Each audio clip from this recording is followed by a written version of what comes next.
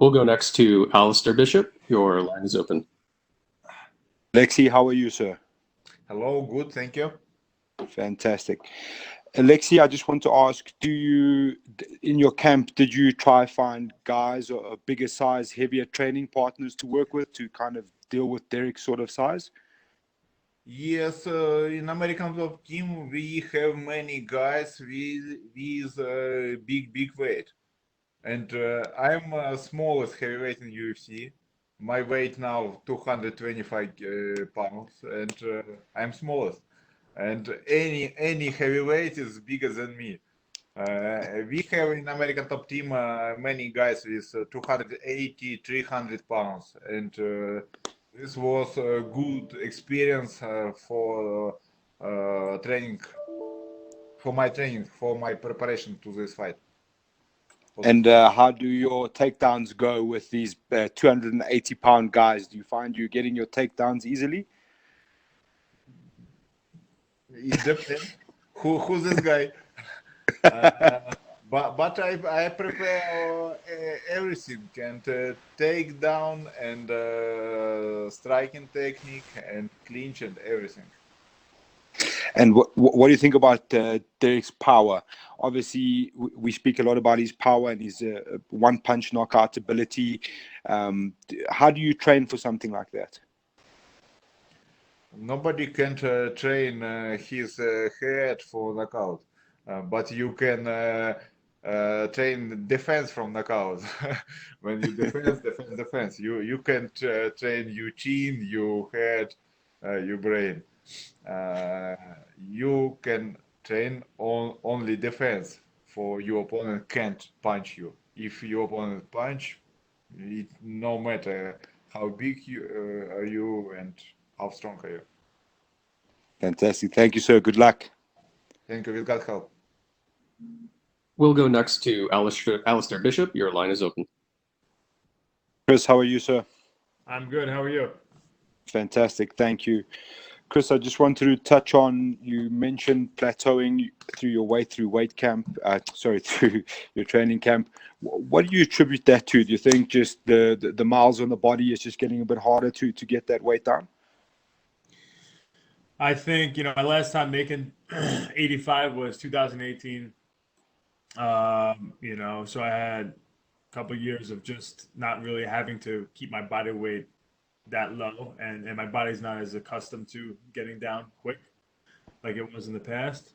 So I think that coupled with getting a little older, I think probably slowed it down a little bit, as how much fat you can get off and how quickly it takes. Okay. At this point in your career, obviously, I think it's 1 in 5. Do you feel like your back's against the cage at the moment?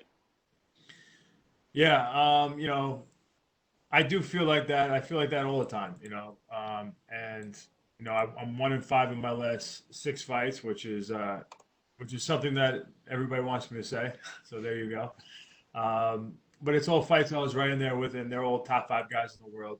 There's no shame in that, and they're all guys that I was doing really well against up until the time of loss. And other than the Reyes fight, that was, he got me. He kind of got me early, so I wasn't able to get as much out of that spot as I'd like to. That's kind of sometimes how mixed martial arts works. So I just know what my potential is, and I did everything right in training, and I'm just going to go out there and put it on the line, and we'll see what happens. Do you think this sort of matchup stylistically gives you a good opportunity to show your grappling prowess and really just show off your talent? Yeah, I think so. I think this fight's a great fight for me to showcase my skills.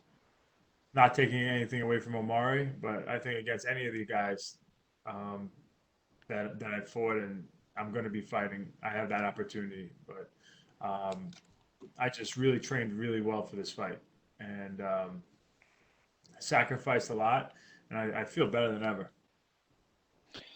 Without looking past Omari, obviously, if you could pick up a win on Saturday, where would you see yourself in the division?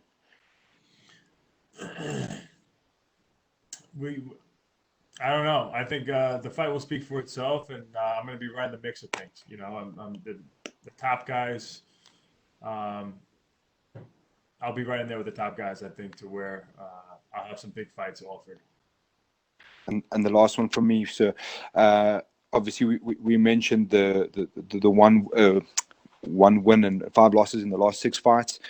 Dealing with adversity, what advice would you give to younger MMA fighters when it comes to dealing with adversity through your career? You know, don't let the critics and the doubters and the haters get to you. At the end of the day, it's not always the best fighter that wins, the overall best fighter that wins that night. It's the fighter that was better that night, you know, and that doesn't change your potential and how good you are.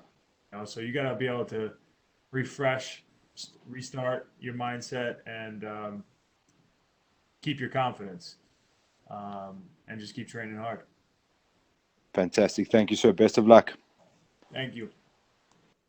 We'll go next to Alistair Bishop. Your line is open. How many we got? Derek, how are you, sir?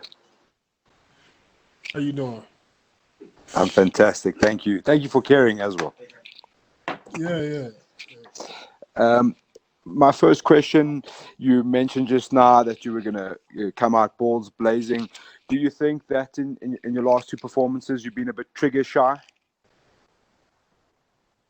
Yes, I've been trigger shy. It's just that I'm coming in. I was a new creature those fights. You know, different type of body coming into the octagon, feeling different, lighter, feeling faster, and just wanted to test it out.